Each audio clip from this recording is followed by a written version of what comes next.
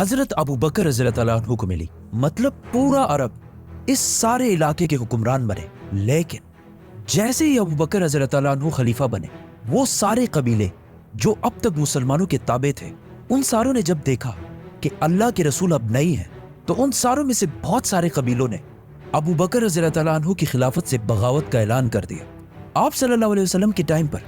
یہ Islamic umpire اس سارے علاقے پر پھیلی ہوئی تھی، لیکن عرب قبیلوں کی بغاوت کے بعد اب اسلامک امپائر صرف اتنے علاقے تک محدود رہ گئے۔ اور یہ جو نشان ہے، ان سارے علاقوں میں بغاوتیں ہوں، یہ ساری بغاوتیں ایک جیسی نہیں، بلکہ ان کی دو ٹائپس تھی۔ ایک جنہوں نے رسول اللہ صلی اللہ علیہ وسلم کے بعد مدینہ کی خلافت کو زکوٰۃ دینے سے انکار کر دیا، اور دوسرے وہ جنہوں نے تو حد ہی کر دی۔ انہوں نے رسول اللہ صلی اللہ علیہ وسلم کی عظیم کامیابی دیکھ کر اسے کاپی کرنے کی کوشش کی اور نبوت کا جھوٹا دعویٰ کر دیا۔ ابو بکر رضی اللہ تعالیٰ عنہ نے ان دونوں پرابلمز کو تو ٹیکل کرنا ہی تھا، لیکن وفات سے پہلے رسول اللہ صلی اللہ علیہ وسلم نے ایک فوج رومن امپائر سے لڑنے کے لیے تیار کی تھی،